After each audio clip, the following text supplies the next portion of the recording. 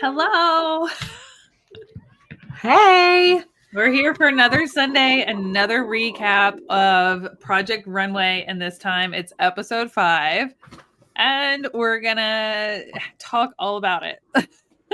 We are gonna talk all about it, and I'm ready for the drama to end. Frankly, like I'm ready to see more sewing. Yeah, but it's gonna be great. The clothes are incredible, and I love seeing what they make. Yeah. I just wish there was more of the making. I know. I think we're really struggling. We're halfway through this season, and like Audra messaged me this morning. She's like, I don't know if we can keep doing this because I'm so pissed off every time. I get more angry every time I watch this show. And I'm like, it's just because it's just not living up to what it used to be. And we didn't know that going in, like all the changes they were going to be making to this show, hindsight. But I reminded her, I was like, look, at the end of the day, we still get to see cool garments that they've made faced with a fun challenge. Like, I think we might see more as they dwindle down the pool of designers. Like, I feel like each time we're seeing a little more time in the workroom. But I think I looked at the timer because I'm like going through trying to get screen grabs of everything and for my slide deck. But I felt like we weren't even 23 minutes in before they were at the runway showtime. And I was like, it's just like they fly through it so fast. But they made sure to give the Ulta Salon a few minutes plug. That was so forced and awkward. It was. The conversation was so awkward. And then like the conversation with the friction pens. Yeah. Like, and I could have a whole conversation on friction pens. I could have a whole conversation about using those in sewing, but that won't be today. Yeah. You don't like them? But no. Oh, I use them all the time. No. That's a whole side topic. But they actually, and they still have yet to mention brunette again. Oh. So anyway. Laura Star irons, by the way. They're using those Laura Star irons, and I'm like, those things are hella expensive, and yeah, like I cannot believe that they're not using them or saying their names or anything. Like, you can't do what they're doing without these sewing machines or these irons, but you're going to mention friction pens, and you're going to mention, and you know what? Hey, maybe that was their agreement. It's like they're in the presence, but we don't have to call out the name. We don't have to. Maybe Ulta paid extra bucks to have that moment, right? True. Like. Yeah. You know, like we don't know what their marketing agreements were. So, yep. Are you ready to jump into this? I am ready to jump in. If you guys are watching, go ahead and leave a comment and let us know where you're watching from and chat along with us in this because there's lots to share. There's lots. All right. Let me go back to my other screen over here and make sure that I am able to move through. Obviously, we have our host who is back this episode. Everybody's back this episode. Everybody's back. It was just Christian Serrano and La Roach. Nina Garcia is back for the first time since like the first 2 episodes, which is kind of wild to me. How can you effectively like judge what's going on in a competition if you don't have consistency with your judges? Like, I just don't feel like that's really fair to the designers, but that's just me. All right. We had a guest judge, Jenna Lyons. I thought she looked familiar. I knew she was a designer, but she's been on Real Housewives of New York. Okay. Yeah, I wasn't super familiar with who she was. Yeah, she has a very distinct look. And yeah, she to me as a fashion designer deserves to be a judge. You know what I mean? Like it makes sense. Yeah.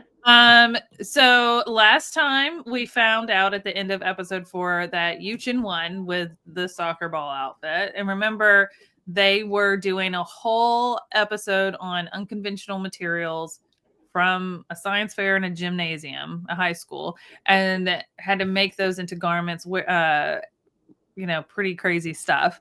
And Yuchin somehow pulled off a win on that one. I still don't agree with it. Yeah, I think we both still don't agree with that, but it is what it is. And, we're not there seeing it in person. Maybe it was like mind-blowingly incredible. I just don't know if he's capable of doing anything with like full coverage. It would be interesting to see I don't know if he knows how to work with any other body types other than a supermodel figure. Yeah. He's not had a plus size model either. He has only had these models, and so, and some people have had plus size models, and so, I would say that like not everybody would feel comfortable wearing a mini skirt. What I mean, out of Bethany, you look killer in this. It's right up my alley. Right up your alley. Like I need more emphasis on the. You wear that to sewing club on a Saturday. Just a casual day to get groceries. Anyways, our bottom three were Antonio, Joseph, and Joan. I agreed with two of these. I would have put the soccer ball in the bottom three, but whatever.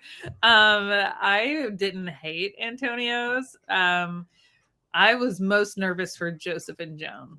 Yeah. Well, and you and I were split on Antonio's. Yeah. You liked it. I did not, which is totally fine. I didn't mind it. There were others like Madeline's that I felt like could have been in the bottom three over that one, to be honest. Honestly, the only critique that Antonio got back from La Roche on his outfit was the styling with the denim. But like the construction wasn't bad. So it's like, did you see the other like some of these other ones? Like I was just kind of like blown away. I think Law has it out for Antonio. I just think he does. Because well, remember there was some sass in the beginning. So yeah. So this next slide is going to reveal who out of the bottom three ended up being out. And note the designers chose. Right. It wasn't the judge's choice. The designers chose who was going home. So something that we didn't see at the end of the last one, it was them all gathered around in that like little side room having to talk about the bottom three designers, these three. And like nobody was on the same page. Everybody was crying. There were so many tears.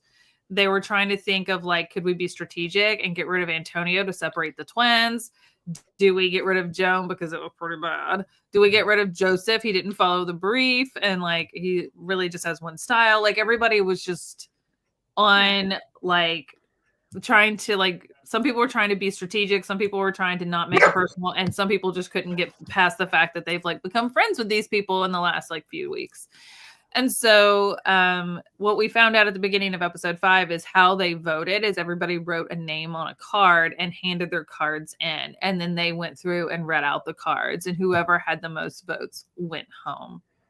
Yeah. So they were all together, huddled together as the cards were being read, which I thought was a good way of doing it, to be honest. Yeah, it felt, isn't it? I don't know about you, but it felt a little like anticlimactic for me. Like it was kind of like it. I think maybe because I've watched like every season of Survivor, and I'm thinking like Jeff Probst reading off names, right? So like Christian was like, "Okay, if your name is one more time, you're going home." It just felt very like there was no like dun dun dun. You're right. It felt a little slightly, which is fine. I'd actually prefer it not be like this like thing. Yeah. But it was weird because it's not Project Runway style. So it just felt a little weird. Well, and it's the first time ever in the history of Project Runway in 21 seasons that they've had the designers vote off the loser for the round, right? For that challenge. So that was like, I was kind of shocked that they kind of like blew through this part. But the person who ended up being out was Joseph.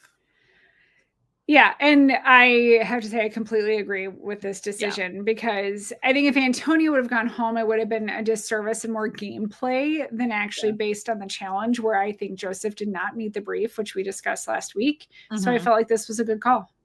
I agree with this call. I was really worried that they were going to vote out Miss Joan, but she's been referred to as like Mama Joan, and I think they just wanted to give her another chance. She's put out some really good stuff.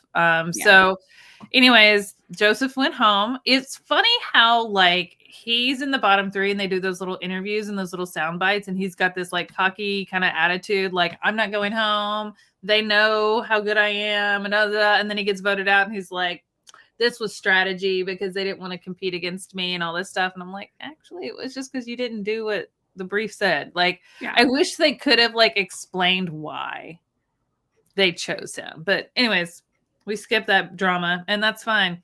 And so he went home, and Madeline got a bit of an attitude about the whole scenario. And well, she kept talking about how was her best friend on the show, which I can't either. I missed that. Yeah, they just not shown edited that at all. Because she was very like, oh my God, my best friends vote out. My best friends vote out. And I'm like, I never saw anything about you two being best friends, but maybe they edited those or help each other or chat with each other or support each other. Like, I just thought it was all kind of, where did this friendship come from? Yeah. So that's where the editing matters. Yeah. Because now this thing is happening. Throw that in. No continuity to. You can't throw that in last minute because we haven't seen any of it. So now we have no empathy for her friendship that we've never seen. So yeah, that's what happens when you shorten a season, an episode down to such little time. Anyways, all right. So obviously Joseph. See, I put it at the beginning before, so now I can put the X on him. Okay, perfect. Yeah. So who is left is Ethan, VJ, Madeline, Jesus, Joan, Yuchin, Belania, and Antonio. We're kind of getting down to some nitty gritty at this point, which I think is going to help us see more of the construction of these garments and challenges as we go further when there's not as many design. I'm hoping so. I'm hoping so. And I'm hoping the last episode better not be like 40 minutes long. I hope so too. Because that's always the runways are always the best. Well, it's like the last two, their ultimate challenge is like to create an entire collection, and they usually get months to do so. They usually go home and do it and then come back with like a 10-piece collection of their dreams, right? And there's not usually like a challenge associated with it. It's like that is the challenge, right? You're doing an entire collection in like a month or two. And you know, and they go home and work on it or whatever. But like in the past, I've seen them like do it all in one episode, and it's been like a really long episode, or they'll do like split it between two, I think sometimes. But I'm hoping they don't just like cram it in. I will be so mad if they do. You and me both. Anyways, let's jump into this week. So episode 5, you had to create a runway worthy version of your unconventional materials. This is where I thought Madeline was just going to walk out. She hated that challenge with unconventional materials with every ounce of her being. And when they said that you now have to revisit this challenge and turn like a wearable runway worthy version made out of fabric from Mood, you know, that was inspired and is cohesively in alignment with your current project that you just finished, and you only have one day to do it, and both looks are going to walk down the runway, so she can't get away from this thing. I thought it was hilarious. She literally took her garment that was on the mannequin and like pushed it and wheeled it across the room and hid it front. She's like, I don't even want to look at it. Yeah, she didn't want to look at it anymore. So I thought she was just going to like be like, you know what, I'm out. Like, she was just going to bail. She was so over this challenge. She really struggled with the last one. So to have to like be in that same mindset and still associate with that, she really struggled. So let's jump into it. Yuchin was the first one that came down the runway. So what I did is I left the comparison of like what he did the first time to what he turned in this time. I can't tell if this is shorts or a skirt, but it felt like she was holding them up. Well, it's another classic mini. It's like, how many more minis can we do? But I did love this spin on it. I thought it was a fun spin on it. Yeah. I liked the jacket. I liked how he was like FIFA World Cup with the flags. That was kind of his inspo, was the like flag train and everything. And I know nothing about soccer, so we're just gonna pretend that I do. Like, but I love like, the FIFA, he said like FIFA World Cup, every country's got a flag. So it's kind of this like flag drapey thing behind her with the cool jacket, and there was a cool thing on her head. It was just, I actually very, very much enjoyed the runway version of his look. It was fine. But just watching it walk down, you see where her hands are? Oh, It's like, I can't tell if it's a skirt or if it's just shorts or if there's some like you couldn't really see. I almost felt like she was just holding it in place. Like I don't know that she let go of it. Yeah, it's a possibility. It's a possibility. And we're not, it was just, yeah. But I did like at least her tushy was covered. Huh? At least her tushy was covered. Yes. Thank goodness. There probably wasn't any soccer ball on the backside. It was probably just soccer ball across the front and then like the material off the back. There's probably nothing. She's just nothing underneath. Very breezy back there. Breezy. All right, VJ. We loved VJ's unconventional material outfit with the shuttlecocks turned into that dress, the white dress. Mm-hmm.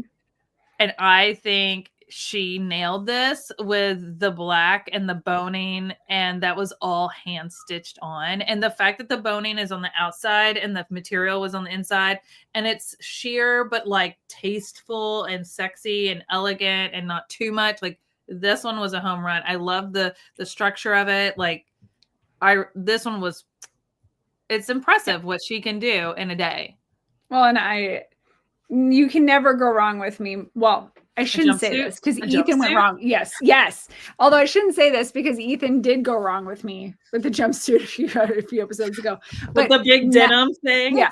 9 times out of 10, if you don't have a cervix attached to your jumpsuit, you can never go wrong in my world with a jumpsuit.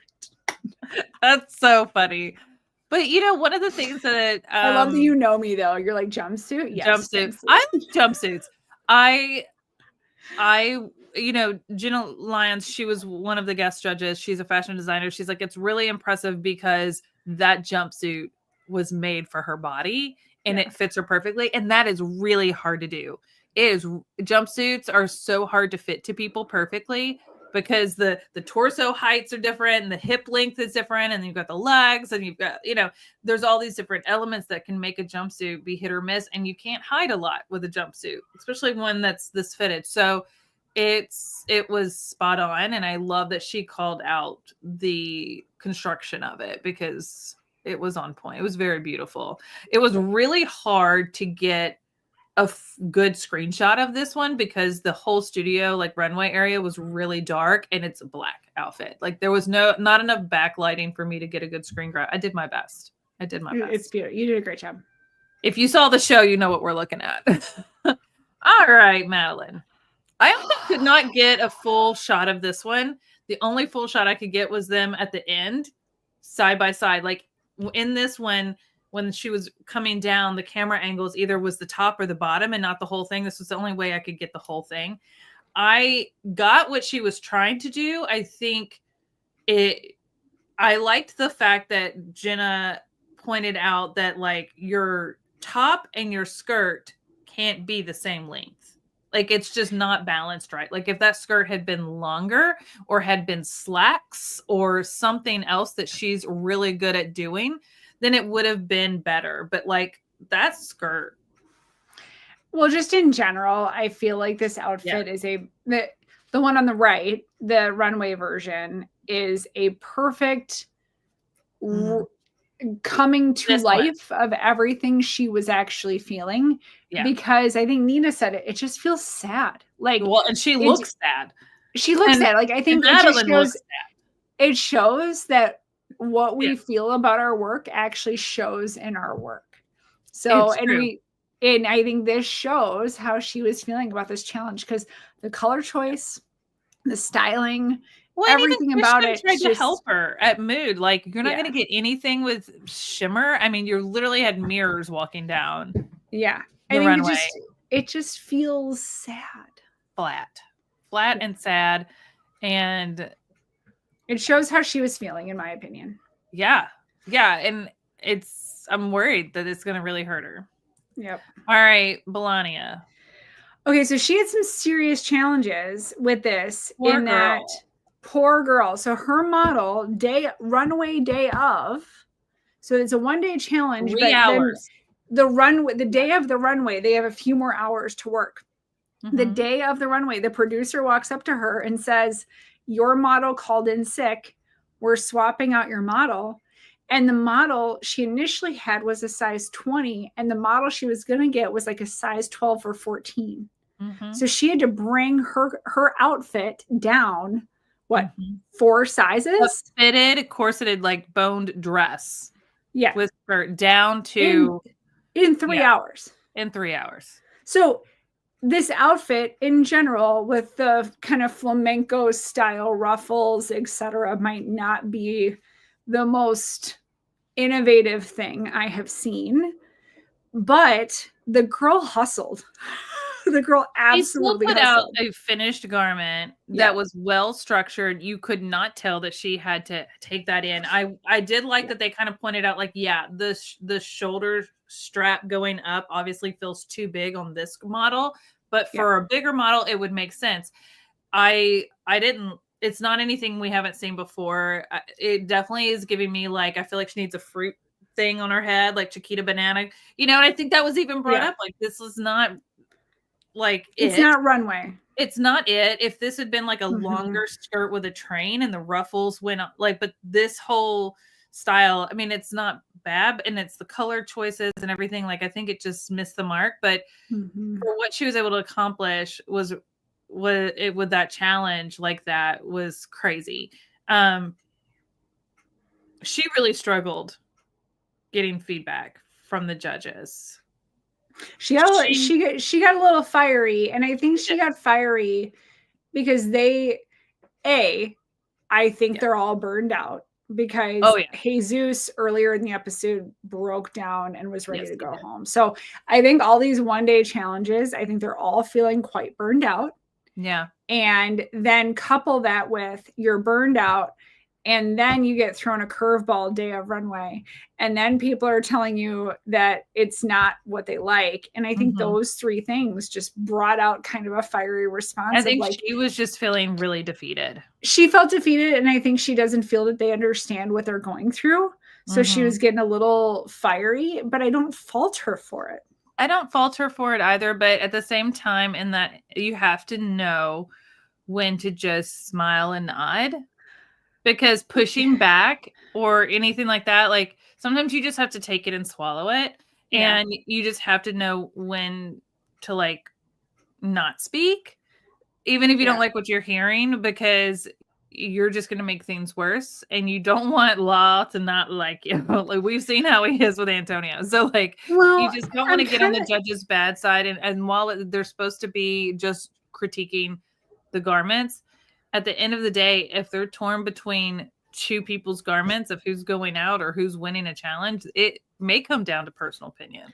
It might. It very well might. I am just surprised, though, that they haven't given them like a 2-day challenge just to give them a bit of a breather.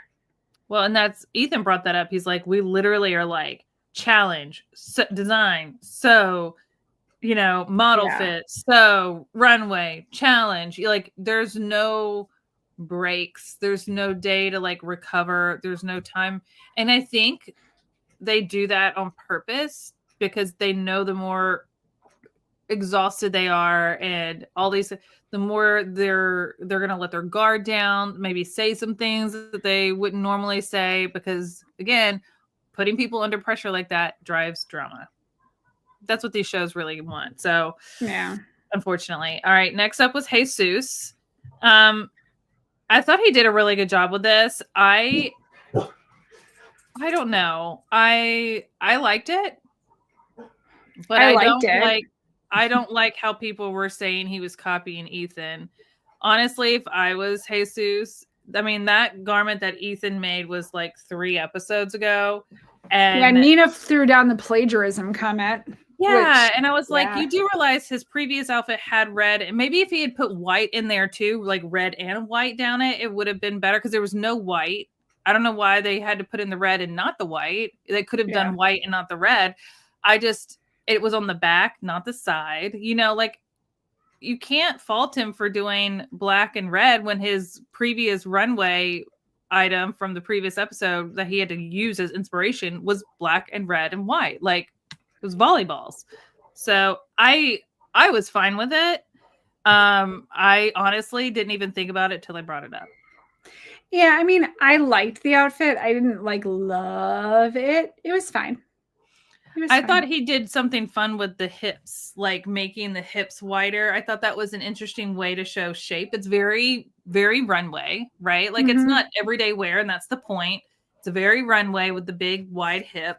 And I thought it was fun. I thought it was a fun little mix. Joan, I know you loved this one. Why? Is it the tailor jacket with the collar and the pants? It's a blazer. It's a blazer. Well, yes, I do love a beautifully fitted like suit and blazer combination. I'm just glad. So it was fine. I don't necessarily feel the continuity between the two, in my opinion, but I do love that Joan got to show off her tailoring and really got to actually show off what she does well. Yeah, no, I agree. And I love that she even said to Christian at one point, like, I was thinking about putting some popsicle sticks. And he was like, if you do. What do you say? If you do that, I quit or something? Yeah, he's like, I will quit on the spot. Like, you cannot, like, I will die. And she's like, okay, fine, I won't. He's like, don't ever let that come out of your mouth again. Like, he was just like, good God, no. I mean, to not use any references to her previous, which was in the bottom for a reason. I think she did her best with the fabric choices she had without being flat. And I think she did a good job with this. I agree. It's kind of a bit of a disconnect, but you know, she did a beautiful job. And we got to hear her backstory about how she actually got on the show in 2020 and then got diagnosed with cancer. So we kind of got to hear her backstory a little bit, which whenever I hear a backstory, I get very, very nervous. I know. Because like we all know reality TV show junkie here is when they start to tell the backstory, there's a solid chance they're going home. So I was really worried. I was like, no. So I was very, very, very glad. Well, I won't say because we're going to talk about who's in the top and bottom, but I'm very glad it didn't turn out that way. I know. And it's a very moving story. You know, she's like, I was so excited to get on in 2020. And then as soon as I found out I was going to be on the show, she got diagnosed with breast cancer. She went through that battle. So obviously she didn't come onto the show back then. And she's now 4 years cancer free. So that's a huge celebration for her. And I'm glad that she shared that side of her and what she went through and that she fought through that. And now is back and doing what she loves. And, you know, timing is everything. So really happy for her. Ethan. So I had mixed feelings on this one. I think my size says like everything. I think what he put on the runway was better than what he was about to put on the runway. I agree. Which looked like a butterfly diaper. It feels, I think I could have lived without the padded hips and butt because it made it fit weird around. Like he put batting there. Okay, so Jesus had like a shape and it came off the body. This was padding it to be too tight to where you were getting these lines and creases in places that it shouldn't. And if he had just taken that out and let it fall and let the structure and focus be on the butterfly, would have loved it a lot more. I agree. Now that you say that, I think, yes, if it was like a perfectly tailored, like body hugging dress with the butterfly, I would have maybe liked it more. It feels like a lot. This is the problem area. The butterfly just felt too on the nose for me. I didn't mind it though. I love the side of it. I love the side of it because the side of it had a little like peekaboo, like side boob situation with like the butterfly design. Yeah. I thought that was great. So I wish we saw more of that because it was something that we didn't really see a whole lot of until they were judging and they kind of focused on it a little more. But they were like bra cups that had that floral drapey fabric over it. Beautiful. And like dazzling beads and all this stuff. But then like they were completely hidden, but except for from the side. So like from the side, it was very open. And then there's the butterfly on the front. And then that goes up. And there was like this whole collar piece. And I love that Nina Garcia was like, can we take the whole thing off? And took it off. And she's like, see, you don't need that. You don't need it. And I think you need to learn when to edit. You don't need all this stuff. And he really struggles with finding that balance. Like you don't need the padded hips. You don't need the big scarf like moment. You just needed to walk out with what you had. Yep. Yeah. The padded hips really made it unflattering. Yeah, I think if it was a beautifully nice hugged, form-fitted dress, I think it would I be like beautiful. the buttons. I thought you would like. I love. Of course, I love the buttons. Of course, I do. All right, Antonio. Antonio was in the bottom 3. In the previous challenge, he came out with a clear, flat plastic. I don't know if you can even see it. It's really hard to capture. I tried so many times. But there is a clear, let's see if I can move my mouse again. There's like a clear cape, just like the pink one, but it's clear. And they're all triangles. And so he did the same thing, but all clear. And then he did the whole sheer shimmer outfit. And sheer corset and like a thong. And the thong, again, I could have lived without that. And then this corset, he was trying to do like an offset, like angle thing, but it wasn't enough. Like if it had come to like, because everything else is triangles, if it had come to like a point, I think that would have been cool and probably saved him a little bit. But it was just like a subtle round, and it was like just like it looked crooked. It just looked crooked on her. Yeah, it wasn't off enough to look intentional. Yeah. So I think he was too little on the nose, and it just meh. Yeah. Meh. That's everything I feel. Yeah. Yeah. Okay. All right. So our top 3 looks were VJ, Ethan, and Jesus. And actually, I feel like these were I feel like you would have put Jones in here. I think for Jones tailoring, yes. Yeah. I think I would have replaced Ethan's. Well, I don't know. I don't know. I do agree with this top 3. Joan in there too. Yeah, I don't know who I would have pulled to put Joan in there. I know. I think the challenge with Joan isn't so much her outfit from this challenge, is like the connection to the last one. Yeah. These all hit the point, so like I get that. Our bottom 3. Oh, sorry. Our winner was Yuchin. Yeah, which I think you and I both wholeheartedly agree with. Yeah, and I thought Yuchin should have won the last challenge with the white version of, I think he should have won back-to-back with this because they were amazing. But the bottom 3 are Antonio, Belania, and Madeline, which I agree with these 100%. Agreed. Yep, I absolutely agree. I know hands down who I would like to see the one to go home, but Madeline. Mm-hmm. I just feel like I don't think this is a place for her. I think she kind of does her thing, and that's all she wants to do. And whenever she's asked to do something that pushes her and challenges her to do something that she's not comfortable with, she like kind of has a bad attitude about it. I'm like, how many people would be grateful to be there? Like, it kind of rubs me the wrong way. And she, in this episode, it came up that she's completely self-taught. So I think my feeling is we've got a little bit of imposter syndrome probably going on of like, you're in the company of all these people who are probably professionally trained, and I'm making assumptions, but I'm probably thinking most of them are professionally trained, and she is 100% self-taught. So she's probably feeling a little bit of like, oh my God, do I really fit? And that's presenting a little bit in the form of panic of like, oh my God, oh my God, oh my God, which is coming off a little temper tantrum-y. Yeah. Immature.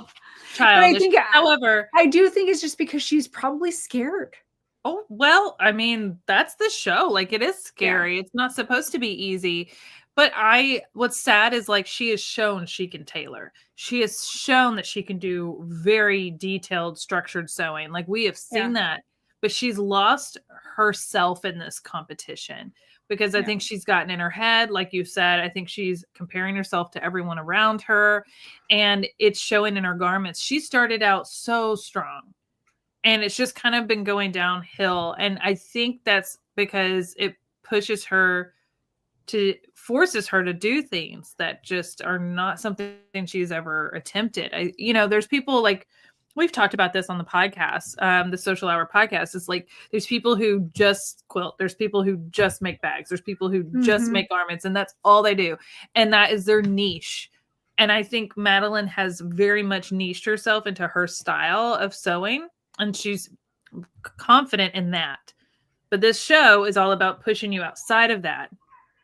And that's where she's really struggling. She's not asking for help. She's not like accepting her fail. She's beating herself up over it. It's like, hey, like not everybody's going to make it till the end. That's the whole point. Like this is supposed to help you grow and learn instead of being in your head and like pouting and like throwing fits about it. Like absorb as much knowledge as you can from the people that are around you.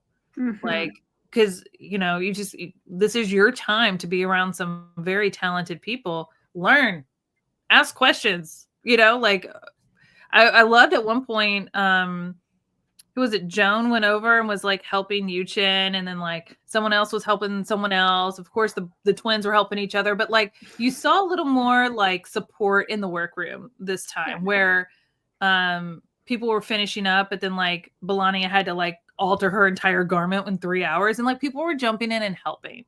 And I thought that was really sweet, but I didn't see anybody helping Madeline because Madeline doesn't ask for help. And I don't know that she really had the aura to receive it.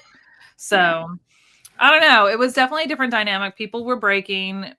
Jesus was on the floor in tears while he's cutting his fabric. Antonio went over and was like, should we just go home? I'm like, wait, you were willing to quit that quickly?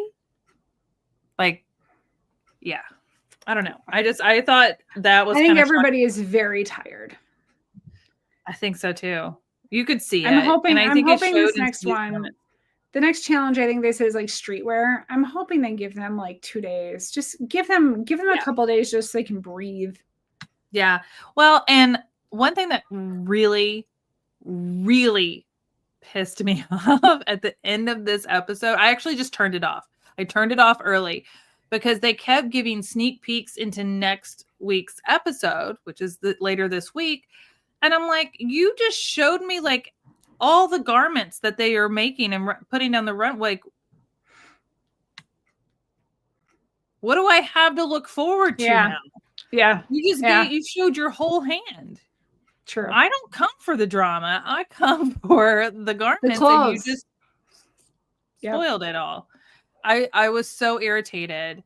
I did see part of the sneak peek was like, you know, that is Yuchin. That is his whole persona is streetwear. And he apparently is really struggling with this challenge, which is interesting. So anyways, we'll see what happens. But these are your bottom three. Who do you think is going to go home? You said Madeline? Yeah, and Janet says Madeline. Yeah, I have to agree. And honestly, I feel like she's got a lot in her. I just feel like she's given up on herself.